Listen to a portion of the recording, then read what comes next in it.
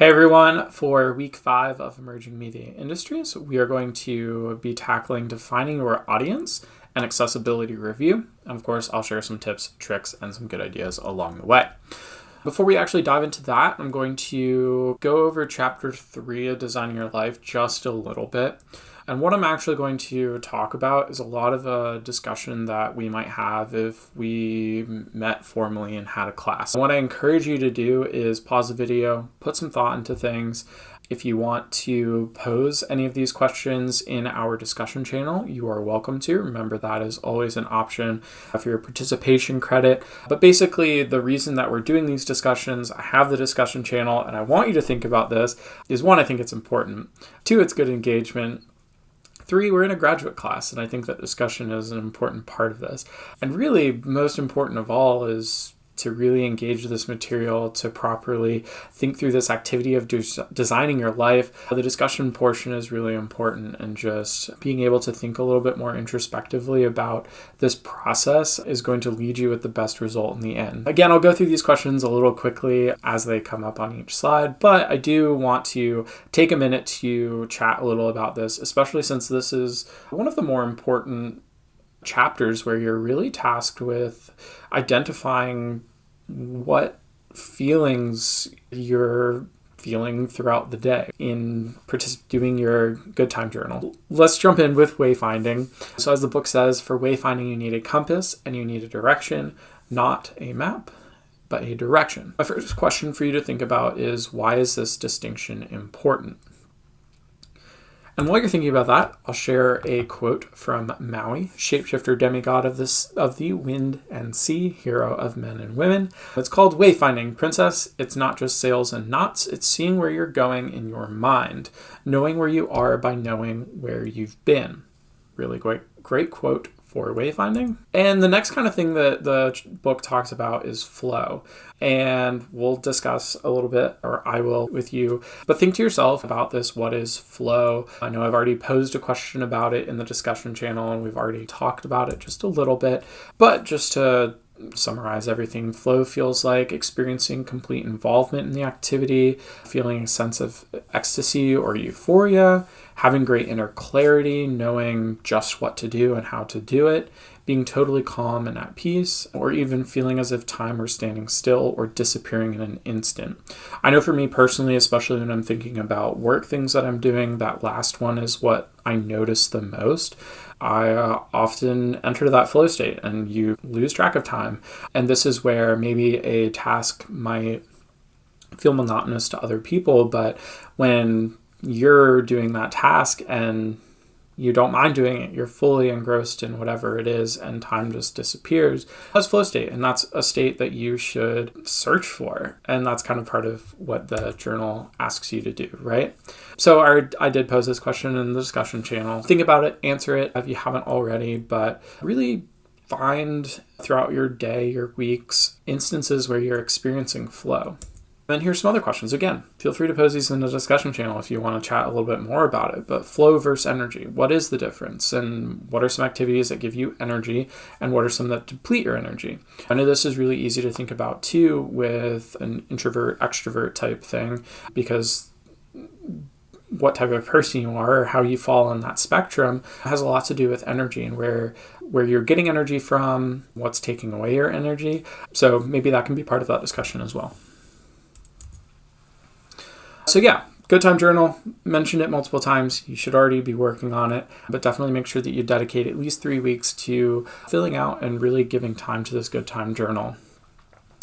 When wayfinding, follow the joy, follow what engages and excites you, what brings you alive. So we spend about 90,000 to 125,000 hours of our life working. So find work that brings you alive. This is really important, and again, the kind of point of good time journal and what we'll eventually get to in the next lesson, where we're picking out certain things that have us experiencing that state of flow and finding ways to make that a job or career or something that we spend more time pursuing. Again, a quote from the book: work is fun when you are actually leaning into your strengths and are deeply engaged and energized by what you're doing. So tips for making it worthwhile: pay attention. If you're bored, restless, or unhappy, probably something that you should spend less time pursuing, or maybe you need to pivot away from. But if you're excited, focused, or having a good time, that's something that you should probably spend a little bit more time pursuing. In your good time journal, be specific, be consistent, list out your peak experiences, and I'll share this so you can check out the link, but it's just a link to your good time journal there. So yeah, just reminder that you should be working on that good time journal. We'll get to mind mapping in a week or two. So let's shift focus a little bit to your portfolio. Your portfolio should reflect your unique personality and professional goals. You want to tell that story of who you are, what you do, and why someone should be excited to work with you. Your portfolio should be highly curated, containing only your most relevant and best quality work. And this really is your opportunity to think critically about your intended audience and your personal brand. And that's what we're going to be focusing on for the remainder of this lecture. Beginning with defining your audience. Defining your audience here is really all about, and building your portfolio is really all about the intention. So think about who you design your portfolio for. Is it for yourself? Is it for certain clients, designers, just generally everyone? Maybe it's for a future employer. And there really truly is no one right answer. But the important thing is that when you're going into this redesign process, that you have an answer and that you're being intentional about the design. To start, we're going to explore these 4 areas, but we'll brainstorm and jot down a list of those audience types. Again, want to be as specific as possible. Then you want to research, talk to people in those audiences to assess their needs. Make sure that you're addressing those needs and that your assumptions about those audience are correct. It is always helpful to get some feedback, so another pair of eyes. Thankfully, we have lots of workshops set up in this course, and you'll also have that consultation with me to go over what's going on, but I might not be your target audience. So find someone in your target audience and see if they can spare 10 to 15 minutes to look at your work and give you some feedback. And then also we'll collect data, use Google Analytics or similar, so you can learn who's coming to your site, how long they're staying, when are they clicking off, and so on. You can complement the qualitative insights you gain from talking to your audience with quantitative data that you collect using Google Analytics. Use your analytics to back up and complement the qualitative stuff that you're gaining when you have some of those interviews. So what story does that data tell? It can tell you what projects have the most views. Are they featured projects? The types of projects you'd like to do more of? If they're not projects that you'd like to do more of, that's your sign to maybe remove that from your site or make it less prominent or put something else in a more visible spot that you do want to spend more time pursuing. Is your portfolio optimized to your audience's preferences, browser, device type? All of your sites should be mobile responsive. We'll talk a little bit more about accessibility in just a moment, but this is something to consider. Test it out in Safari, test it out in Chrome. It should look good in either. Test it out on a computer, shrink your window, test it out on a mobile view. You should test it everywhere. But it should be mobile responsive. That's definitely the direction you'll want to go in. And as you're approaching this redesign process, making sure that whatever you choose to build your portfolio in, it should have some amount of responsiveness built into it. If it doesn't, choose something different. How long do people stay on your site and what page do they leave from? Also helpful information. If people are clicking off on a certain page every time, then maybe there's something wrong with that page. All right, so let's talk through quickly 5 tips to attract the audience you want. Starting with, what do you want to communicate? The first impression of you a client gets will most likely be through your portfolio. If you don't know what your portfolio needs to say, how will your ideal clients figure out what you want them to know? So obviously this will change just a little bit with words here, but the quote itself is true. If you are applying for a job, whatever your application says is that first impression. And for all of you, it's going to include your portfolio. And so it will be that non-text version of you. So we definitely want that first impression to be something that we think about. But if you are search of your clients. Maybe you want to go into something in the freelance world. Portfolio and what projects you feature are going to be that first impression. Important to spend some time on. 2 is study the competition. You don't want to steal another designer's ideas, but knowing how they've addressed key aspects of client communication, see how they've conveyed the information clients are looking for, and figure out how you can do better. A lot of what I had you do last week with exploring other portfolios is this getting inspiration part. See what other people do, see what other people maybe don't do well, and then you can build that into your own portfolio. Number 3 is to show your personality. So you want to make sure that the personality you're projecting is compatible with the type of client you're after. So if you're aiming for financial sector clients, a portfolio that's a little more punk rock than Wall Street might not be the smartest idea. This goes the same if you're applying for a job at Google. You'll probably want to tailor that to someone who works at Google. And maybe you don't have a direct connection, but you can make some assumptions about what that type of audience would be looking for. And number 4, choose the right projects. So you're curating a specific experience with your portfolio to target particular people. So this is, again, why we've redesigned the dossier project and your professional portfolio so that you're not required to show all of the classwork you've done. Maybe you have zero interest in getting into app development. Great. You don't have to include any of that on your website. However, if you do want to go into app development, for instance, include some of the apps that you've developed, use those case studies that you've written, and showcase that work that you've done, but really think critically about what you want as your goal and future projects that fit that goal. Back to one of the points that I mentioned earlier, if people are seeing and spending more time on things you're not interested in doing, then you're showing the wrong things, because what you should be putting in the forefront are the projects and tasks that you are interested in pursuing or interested in spending more time doing. And going back to the first thing I said about experiencing that flow state, this is where you can consider that as well. You want to pursue a project that brings you joy and makes you alive. The last thing is use the right language. So study the language used on sites of companies in your target market and then mimic them in your own copy. So it's totally okay to be conversational. And if they use particular words, phrases, or jargon, include them. Just make sure that you're also considering the accessibility nature of it. And we'll get into that. So 3 simple SEO tips. So 1 is rename your portfolio pieces to be searchable. So this is why we have you name your articles on Medium a specific way. It is not the 60/30 native app development project. It is whatever app you created, whatever website you created, whatever product, because that alone makes it a little bit more searchable. But naming parts of your portfolio to be searchable, like an about page, good direction to go in. Use your portfolio to tell a story. So you do want to implement some storytelling, and if you're not in that course, maybe this is something that you'll think about and give you a precursor to that course in particular, but you do want to tell the story, and it's telling a story about you. You'll have an order to all of the content that you have, and that all should be in goal of telling the story of you, of what goals you have, of what kind of job you want, of different projects that you've worked on in the past. So you can really think about your portfolio as that storytelling device. It's really a medium, right? And then last is to turn your portfolio into blog posts, which is what we're going to spend a little bit of time talking about. But it's making it digestible, making it that storytelling element, giving people different containers to explore and learn more about you.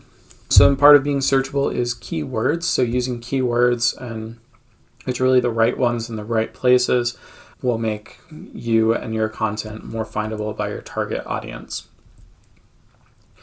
We're going to look at some examples. We want to avoid being too specific. So menu design for Lorenzo's restaurant, Little Italy, versus something that's a little more searchable by wider audience of minimalist restaurant menu design in Montreal. A little bit of a bigger search field that you can have versus this one. And these are your keywords, so the things that people Google. Minimalist restaurant design, this will come up. Montreal is bigger than saying Little Italy. Bad keywords in the right places. So use in the title, that H1 element, really important. And use keywords in your URL. Your URLs should be specific and say about.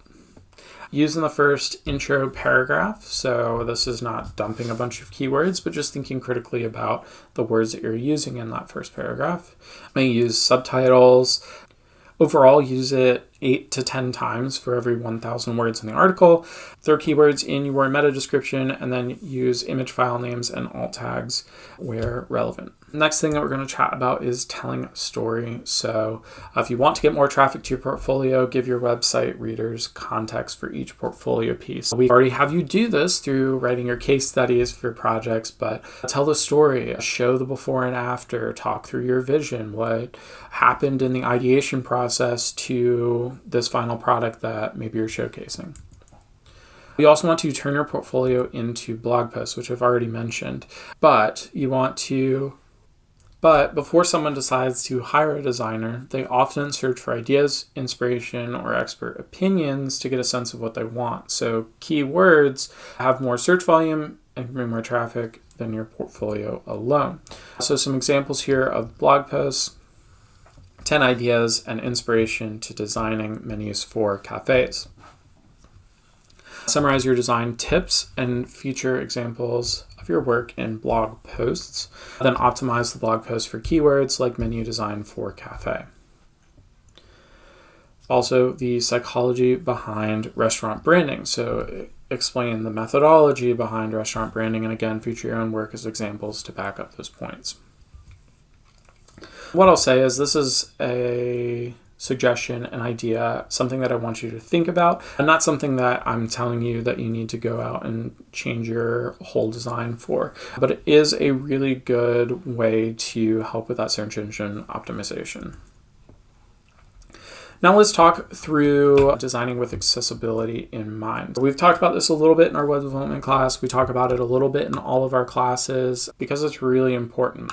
Designing with accessibility means that you're designing with everyone and everyone in mind. The first thing that I'm going to lead you into is designing for color contrast. Color contrast ratio between text and its background should be at least 4.5 to 1. For text that's at least 18 point, you don't have to remember all these numbers. I'm going to show you a color contrast checker. Again, I'll share this link with you on ELC, but you should definitely run your website and material that you're working on through color contrast checkers, and it'll summarize this and tell you if you're meeting that ratio or not.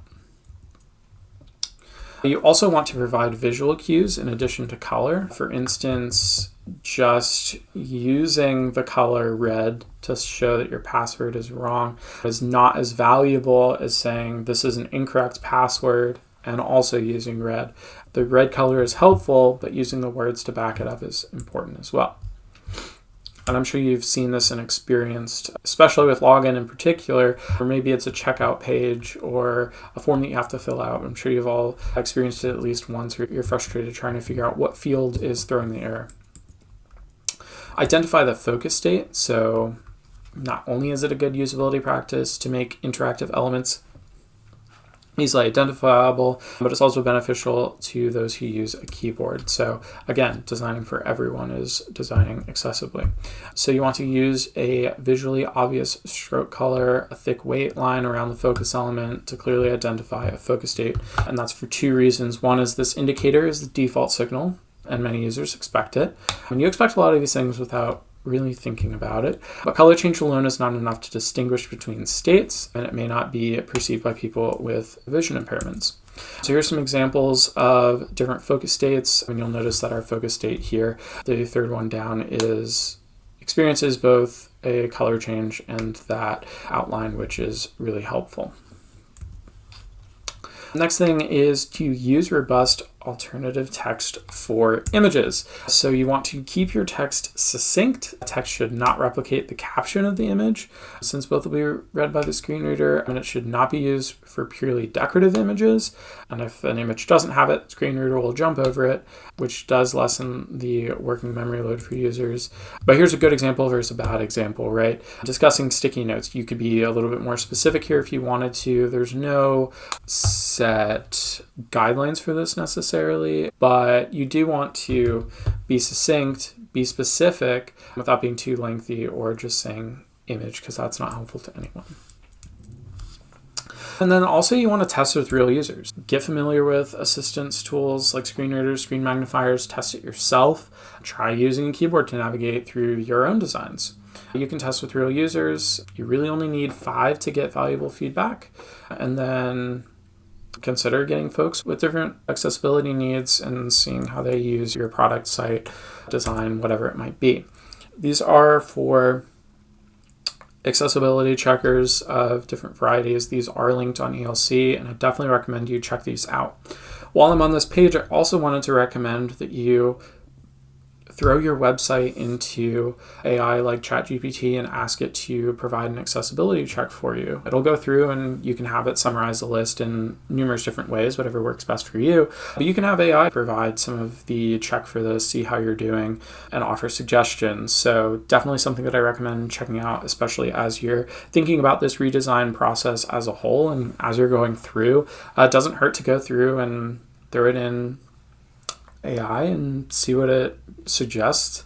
But these are 4 trusted sites, so I definitely recommend using them, checking them out. There's definitely some interesting stuff that you can check and experience yourself. Okay, so I wanted to offer a reminder here as well about the portfolio platform exploration assignment. So I've shared some additional details on ELC. So be sure to check those out and participate in the discussion on Slack. That's all I have for you. I'll see you on Slack for anything else. Have a great week.